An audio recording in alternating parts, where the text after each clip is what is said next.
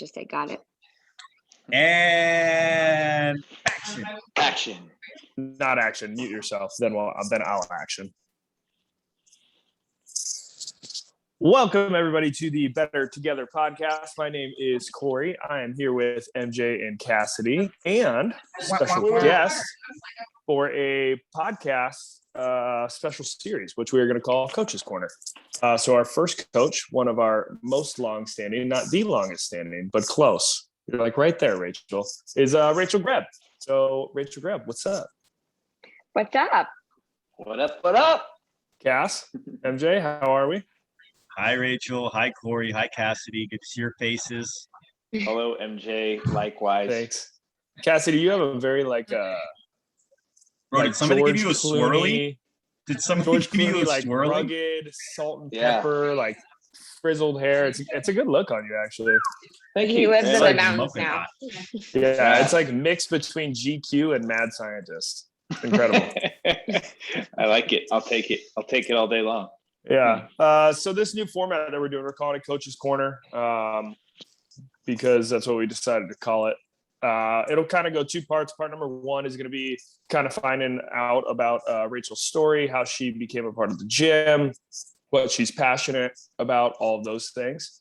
And then part number two will segue into some Q&A, some questions that we have for you, Ray, some questions that we might think our members or other people would have for you. And then you basically just get to sweat bullets for an hour. Like an interrogation, and really. When we freak say out. Q&A, we Yeah. mean it's like interrogation. It's like a An panel hour? interview. Yeah, a whole hour. Yeah, if you can actually like 20 move, minutes.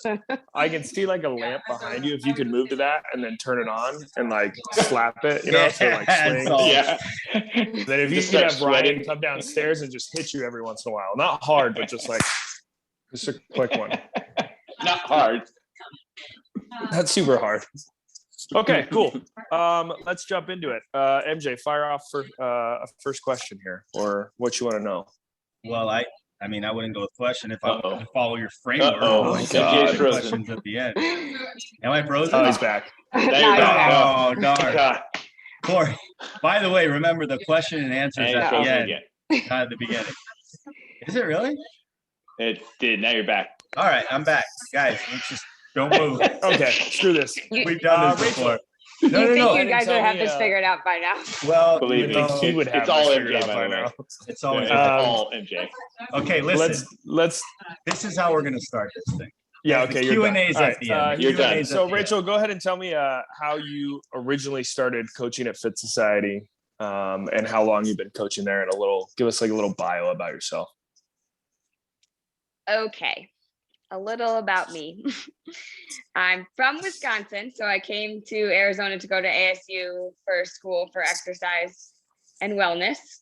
And somewhere along that time, I don't remember what year it was, maybe junior year, I had a cardio class and something else like a business or a management class with MJ. And then I'm sorry. Yes. I know. I apologize Wow. that you had to go through Surprised that. you even showed up. I know. She didn't. She failed the and class. then I don't think I failed the class. In one of those classes, at some point in time, MJ had told the class he was looking for interns for his new business, Studio Fit. And I'm like, well, I don't have a job and I don't know what I want to do, but I want to be in fitness. So I do remember going and interviewing first for a job. And that's when Mark Kish was there. And I did not get the job because I was too quiet and not ready for it. And then, I guess this is pre MJ saying he was looking for interns. Then MJ said something about interns and I applied for that and I got the internship. So work for free for the 3 months of my summertime, which obviously worked out because I am still here 9+ years later, or 9.5 or Awesome. 9 something years later. So awesome. So yes, so that is what I too once brought me was an there. intern, so Yeah. I think MJ is just all about free labor. Cassidy started as an intern too, guys. You see the I thing? still am, by the way. I'm still Cassidy intern. still so is an intern. I still don't get paid. Oh, it's so great. Yeah. Okay, cool. So, MJ, you seem like you're unfrozen now. Go ahead, fire off a question here. Yeah, no, so yeah, that class was called Program Development and Leadership. I have no idea why they gave you the That one. responsibility of doing that. But maybe Ray, maybe you can start with because I consider you, we consider you, and our community considers you a pillar of our community. I think that's fair to say.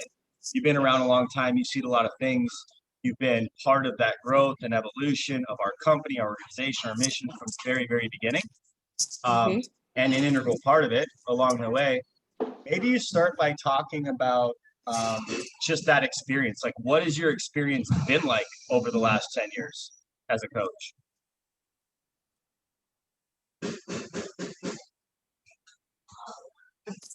Oh, we lost Now Ray. she's frozen. She's the one that's Oh frozen. my Oh, it's her gosh. fault. You guys Oh thought it was my my fault. gosh. It's not my fault. It's Ray's No, it's fault. both your faults. I can see two people who haven't frozen, and I'm that right is here. myself and Guys, Cassidy. her experience was She's so back. good that She's she back. froze. She's back. She's She back. literally froze when we asked that question, guys. No, Rachel, we didn't hear anything after we said, what has your experience been like over the last 10 years of a coach? Highs, lows, ups, downs, inside out. But like, for the sake of getting to know you, like people are going to be listening to this because they want to get to know you. They've already heard us for 10 episodes. They're done with us. But can you speak to that experience and how you've grown as a person, how you've grown as a professional, and just that? Sure. Am I frozen? Nope, you're good. Okay. I definitely have like personally come a long way in the 9 years. I remember just being super nervous and super uncomfortable talking in front of everybody, and not though I feel like I kind of knew some things, I didn't feel confident like going up to our members and clients and correcting. So I have so much increased my confidence just as a coach from experience and from being like with you and with everybody for that time frame. After I was hired officially after like interning, that was what I decided I wanted to do, was stay in fitness, be a coach, be a one-on-one trainer, personal trainer too. So I think it took some time to make that my full-time career, as it does and as it should, to, you know, build up your clientele, have the right amount of classes. And then along the way, we've come up with different job roles and responsibilities to also fill my time, which has turned into being the programmer of all of our workouts too. That's awesome. I'm not sure how long I have been programming the workouts, but it feels like a very long time. I can't remember not writing workouts. You're muted, MJ. Just kidding. I think you've been the programming director for well over 3 years now. I'm just throwing that number out there, by the way. No, I mean, Uh, over it's 5. Yeah, it's been longer. That's than why I that. said It's been, well over 3. You were programming. By the before way, guys, ever I joined staff. asked her, it's a true story. I sent her a text. I was like, hey, do you know when you were hired, or like what your date was? She's like, shouldn't you know that? I'm like, well, I could go dig, but come on. So Come well on, over give 2 me a years. bone. Carry Throw on. me a bone. Low hanging fruit. Yeah. I was talking about that with some members today, and the Summers Guilds have been there longer than I have. Did you know that? No. Doug and Carol. Yep. Yeah. Yep. Wow. They were talking That's about, awesome. they were asking me how long I've been working there. I was like, it's funny because MJ just asked me when I started, and I was like 9 something years. And she's like, yeah, we've been there for 9 before you were there. Maybe Wow. Kerry Jackson too. Yeah. You know, he is like longer standing. He's like, yeah, I think he's first. Might be close to MJ's it. first member. Yeah. Let's just do this, kids. Let's just go into Q&A stuff one at a time as we see fit, to fire off to this programming director that's been here forever. That's a value part of our community. And again, the goal of this part would be for anybody listening, whether you're a member or not, like you get a coach's take who's in it every single day, working with clients, working with members, trying to progress them on a physical level, growing them personally. So we'll just get some value out of that. I guess I'll start with you know, in the spirit of like, you've been here 10 years. What's one of the biggest things that you wish you knew as a trainer or coach when you first started that you now know when it comes to helping members progress with their desired results?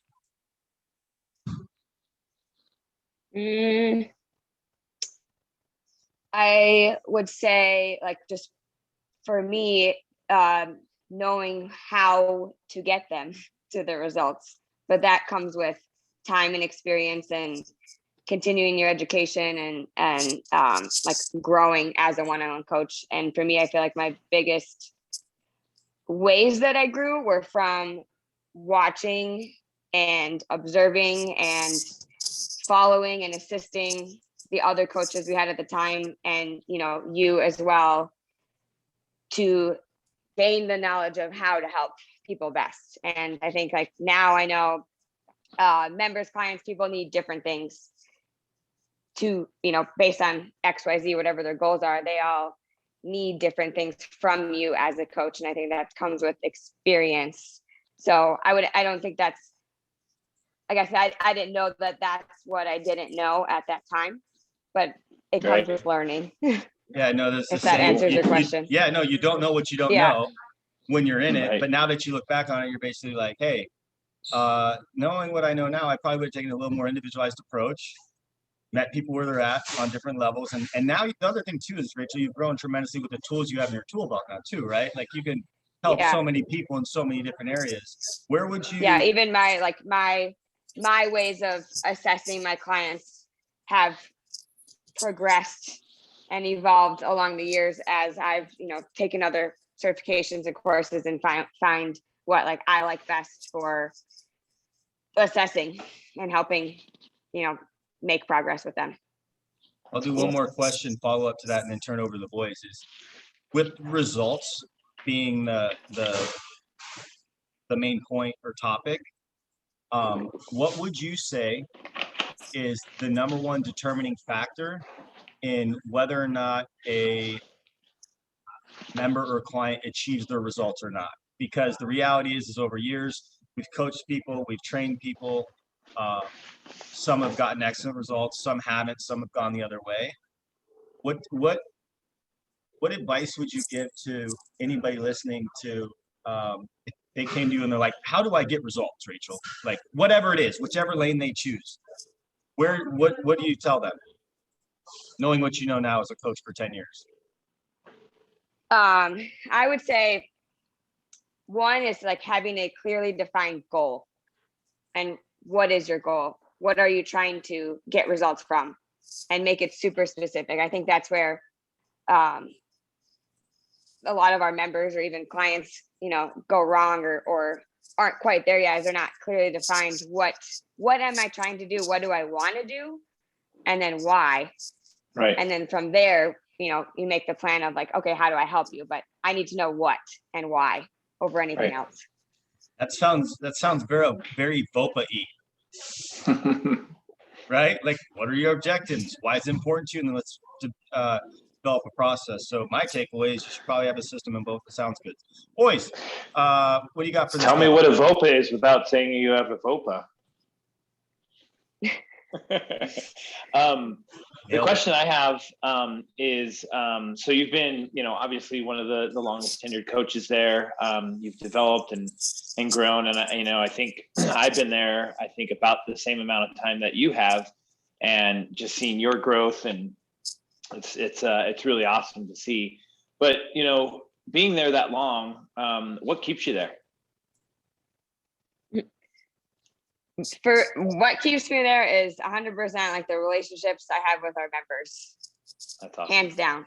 They are awesome. I mean, from relationships with my one-on-one clients, are, just everyday members, and then relationships we've built as my best friends and who I consider family, like outside of gym and work time. It's all been from Studio Fit Society.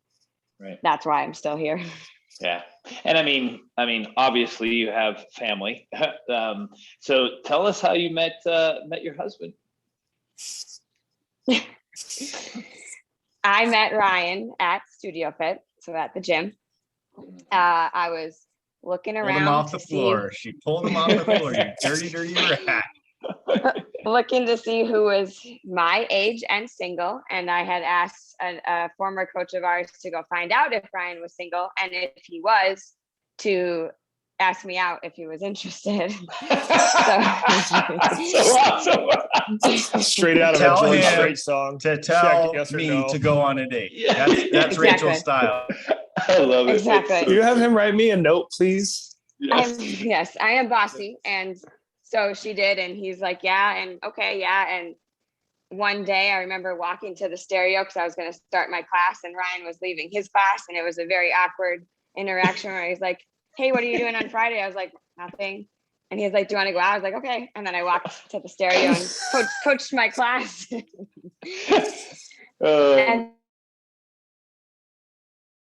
And how that class went, or you kind of in a No. daze afterwards? Yeah. I love it. That's so cool. I love that. So neat. You were probably so bright red. I bet I my was. God. Yeah. I can just see it. I can just see it. That's awesome. I guess one of my questions for you, Ray, is how do you continue to stay passionate about coaching, and how do you continue to have the drive to continue education, both on a coaching level, on a knowledge level, on a relationship level, as a staff member level? Because I feel like a lot of people get into these jobs and they just get very comfortable, but more so complacent. They know they're good at it. They know that they're hitting standards, but they're not trying to further themselves and make themselves continue to grow as a coach or as a person. So I guess what would you say is one of your big reasons why you're so good at continuing to do all those things? So I think you're probably one of the best coaches, if not the best coach we have on staff, as far as continuing to grow via education and relationship building and all those things. Well, one, I like what I do. I love what I do. So I want to be good at it, and I want to be, one of the best. I want other coaches to, want to learn and grow from me too. And to do that, I have to, stay sharp, learn new things. There's always not new things, but, things to go into greater depth with that I don't know as much. So like I started with Olympic weightlifting was something like I didn't know myself, and I took a course on that, and then that kind of led me to make my couple barbell groups. And my barbell babes is something I look most forward to of the week. It's like such a fun class, and it keeps me like sharp on Olympic lifting and make sure like I go do my homework and keep sharpening the saw on that. I started with mobility WOD or MWOD and did those two courses, and like that, or I guess FMS before that. So like corrective exercise was my first route because I thought maybe I wanted to go into physical therapy in school, but I liked one-on-one training and fitness industry better than that. So corrective exercise was kind of my place for that. So that's been a passion of mine, and still sticking with that. We've evolved with like Mobility Matters, and now going through like the Active Life course. Me and you, Corey, I love to keep learning and making myself better so that I can better help members, clients in different ways, new ways. Does that answer your question? Yeah. You had sure. a lot of That's questions, awesome. and yeah, I think you answered it. And to sum it up, it's you're passionate about it. You're super passionate about it. I like it. I like to learn. It brings you joy to help our members too. Yeah, I used to like school. I've always liked learning things. So it's fun to do. It's fun to, learn something new. The breathwork stuff we're working on now, I didn't know any of that, and it's really cool to learn. It's really cool when it works. Yeah, absolutely. I mean, and from a member's point of view, seeing your breadth of knowledge from the beginning, because I felt we were similar when we walked in. I didn't know anything about Olympic lifting. I knew how to squat and I knew how to deadlift. That was it. And, you know, I know like we would go and fool around and like, okay, well, what's this clean thing? You know, when we do cleans and we had no idea what we were doing, or a snatch, and we were just all over the map. And then even doing like, you know, pull-ups and kipping and, you know, the gymnastic side of things. It's just really cool to see you evolve. But then, you know, I think the thing that, like you said, is that you've taken it to such another level, is that you've, you know, with the move and correct and the nutrition and coaches, as Corey mentioned, get to a certain level and they just stop. They're like, I know it, I'm good. You know, I'm going to go and coach my classes. I got my few clients, and they just stop learning. And you know, you've never done that, which is, you know, and it's very impressive, because so many people just don't do that. They just rest on their laurels and just take for what they have and just don't exceed. So, you know, kudos to you. It's definitely a help for all of us. Yeah. So appreciate it. You bet. Corey, did you notice that when MJ, what's your next question? Was it Corey that asked, or was it Cassie that asked, what's your thing that keeps you here? You notice how she said nothing about her team or us. Did you guys notice that? It's just about the members. Nope. Didn't mention Can't blame her. Exactly. Can't blame her. Can't blame her. Honestly, we're putting her through this torture right now. So right. Yeah, she's like, I don't really like you guys. I know. I think the first thing I do every day when I see Rachel is say, "What's up, Rachel?" and then proceed to talk shit for at least a minute. Yeah, for sure. Just a couple jabs here and there. It is part of it. It's part of it. Hey, what about maybe another way to look at that first question I asked is, where do you see, because one thing I said, like, what's the biggest thing with results? Where do you see members or of our place or outside of our place that are trying to get in shape and get results? Where do they go wrong? Like, if you could say, like, I know the goal setting thing, but what do you see members just do something or things wrong, or that you were like, man, I wish this person would just that, for the sake of results and progressing? Does that live in the same space as the goal setting? But like, what about on a day-to-day level with what they do with either their exercise or their programming or how they approach their process? You see? I mean, I think that could go different ways. I think where some people do go wrong in like looking at members throughout the whole week is maybe not listening to the coaches on what the workout and the stimulus is supposed to be, and thinking that like every workout needs to be, I'm dead on the floor, or I'm dripping in sweat, or my thing says I burned 750 calories. Like it does not need to be, and it shouldn't always be a max effort kind of workout. And like I would like to change people's mindsets on that. And I try to do so without having to tell anybody that by the programming. like right. It's this way for a reason. Right. It's this day for this reason, you know? Yeah. And it's really good. You went down the road I kind of wanted you to go down, and you did, because the first question, the way I asked it was, hey, something else to say with where you think people go wrong. Yeah, with respect to the members' results, you're like, or the first thing you said was, have a goal, like have a clear end in mind, have a reason why it's important to you, which would be like the O and the V in BOPA.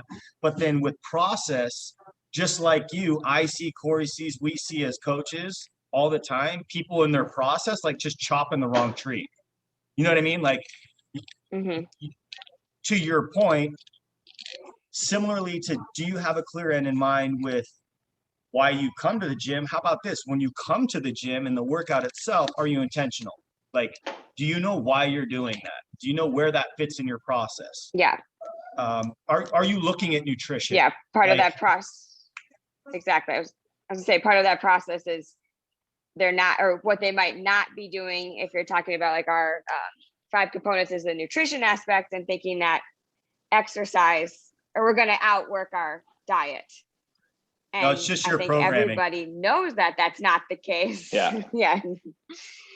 But that You don't need to take a workout and then go.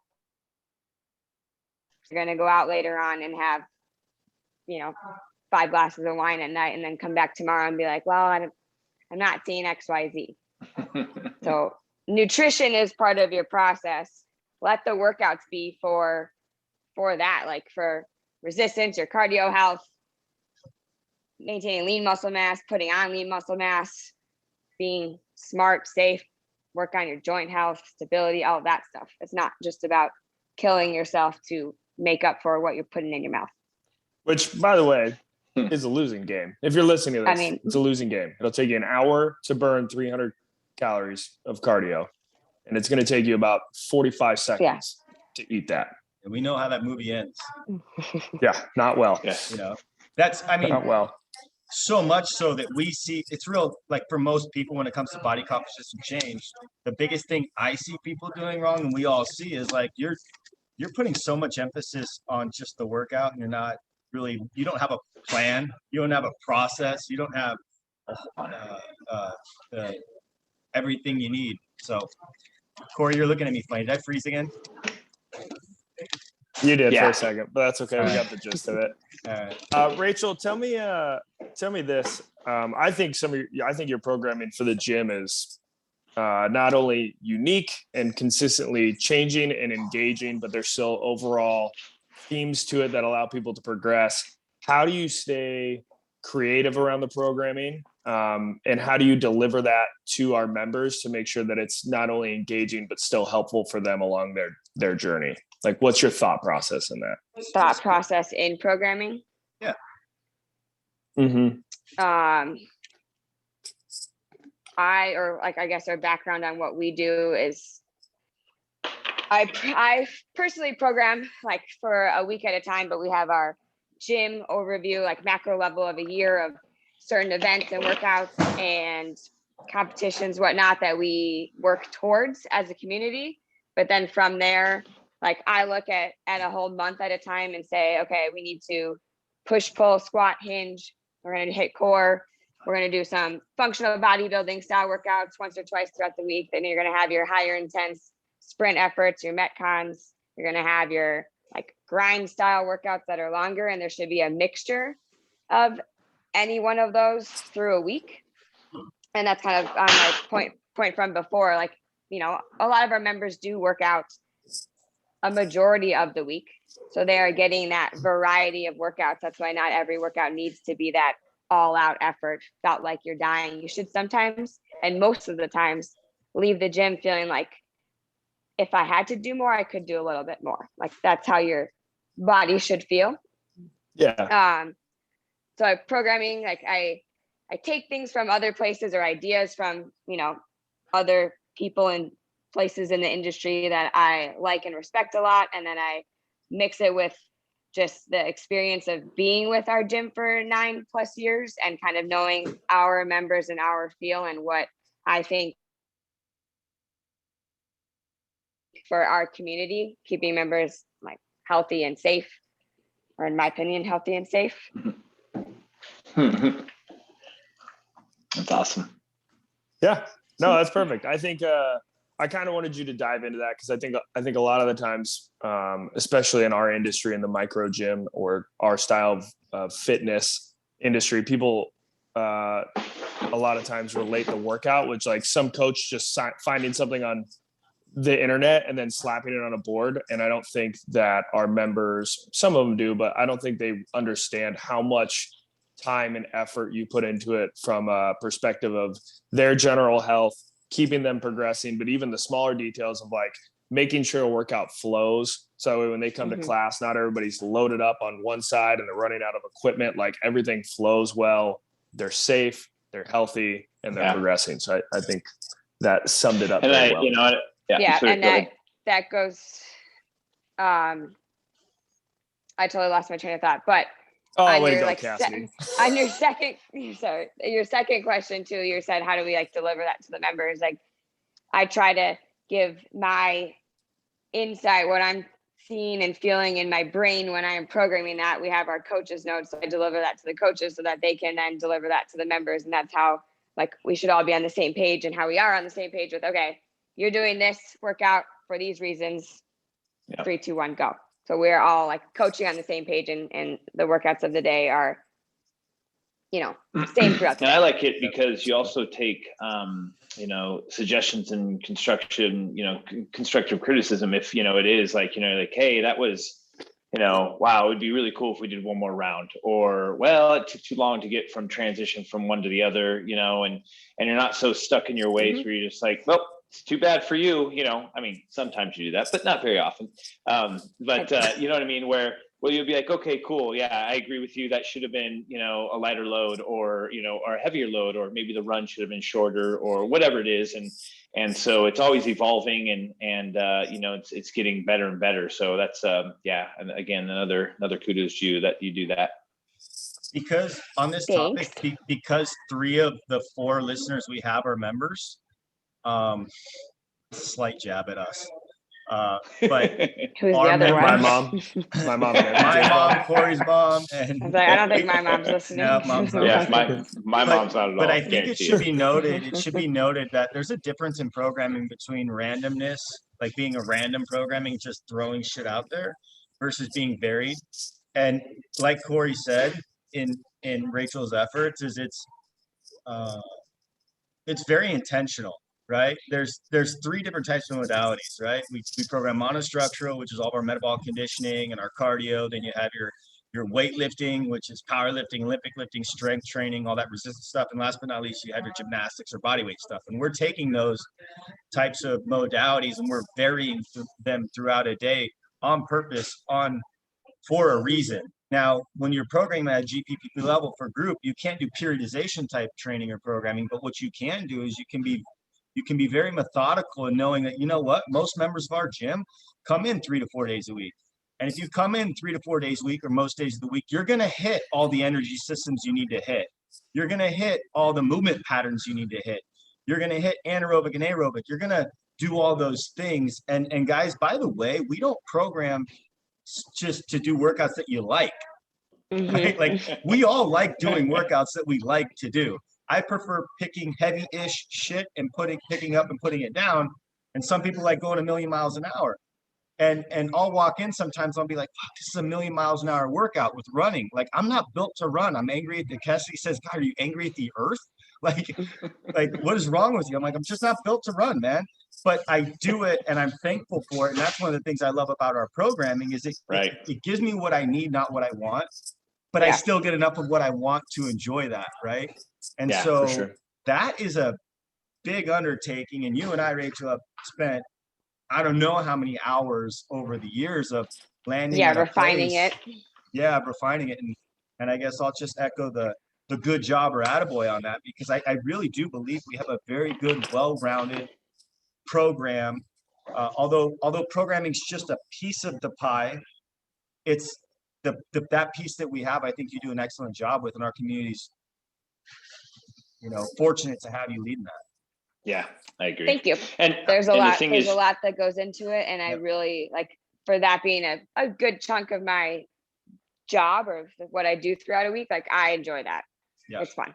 It's fun. And cool. It keeps me like learning and being creative, and because that's what everyone is doing as their workout. That is what they're coming in to do. So that is not something that, can just be, oh, I'll put it together. There's a lot that goes into that.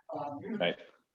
And I think it's, having the ability to do performance or fitness, really helps, and so a lot of times they're complementary of each other where, it's not like if they're total polar opposites, there a lot of times there's a lot of similarities where you can institute one or the other and use them. So that's, again, that's not easy to do. So that's pretty awesome stuff. We do like 3 fun facts about Rachel or something. Yeah. How about that? How about this? How about like, Rachel, why don't you tell us something like outside the gym? Like, what do you like to do outside the gym? Yeah. I like to travel.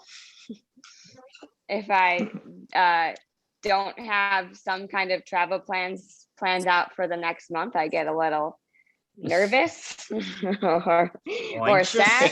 Glitchy? Yeah. I hear you have you ever been to Like Las Vegas? what kind of travel? Like international travel or we haven't done a lot of international travel yet, but that is on my travel list. I like going places and experiencing new things, going outside. I like hiking. I like being outside. I like beer. I like tequila. I like and I really like food. Like I'm a foodie. We like to go to good places and eat good food. So. Yep. And you're really good at cribbage. And I like cribbage. Yes, we like to play lots of games. Not as good as Ryan. I'm just letting you guys know that that me and Rachel beat Ryan and Amy in our cribbage game. So we ended up kicking their ass. And it doesn't happen very often saying, that Ryan doesn't win. So when it does. Yeah. And you're looking at this guy that's a super numbers guy. You know, I mean, I know everything about numbers and I'm so I just got lucky. Very lucky. Anything else for Miss Rachel, guys? No, I just want to say thanks for doing this, number one, because I know it's not something, you know, you get paid for and you know, so thanks for sharing that time with us and sharing what you do and what you're passionate about, because it's really obvious that you are passionate about it and for your people. And so again, just want to say thanks very much for doing this. Where can everybody find you, Rachel, social media wise? And then what programs are you currently running in the gym or have upcoming in the gym? One, I don't know what my Instagram handle is. Cool. But our grad, yeah, don't ask me that. Subscribe, I don't know. tag, link, swipe up. Look up Fit Society, and then you'll find me somewhere. Yep, you'll find her. Move and Correct. You can check us out on Move and Correct. We have an Instagram for that.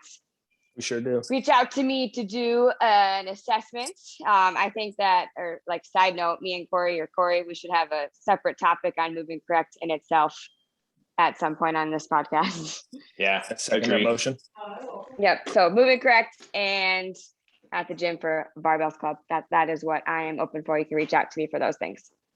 Which, by the way, if you are a female listener to this podcast and you want to learn how to Olympic weightlift, I don't think I've seen more women with happier faces with barbells in their hand than Rachel's barbell.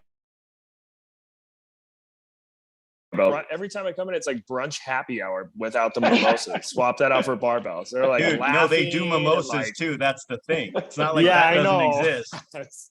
They take over the hub. All right. Well, super Ray, awesome. Hey, listen, obviously there's a theme here, and that's a whole lot of love for you and everything that you do. So just know you're incredibly loved, and we're incredibly grateful for you. And thanks for taking the time. Thanks for having me and working with me, not being a great speaker. You did great. You did awesome. You did really good. You did great. All right, guys, that's episode 11 of the Better Together podcast. Today you guys are listening to this on Monday the 12th. So hope you guys have a good week. Till next time, love you long time. And that's a wrap.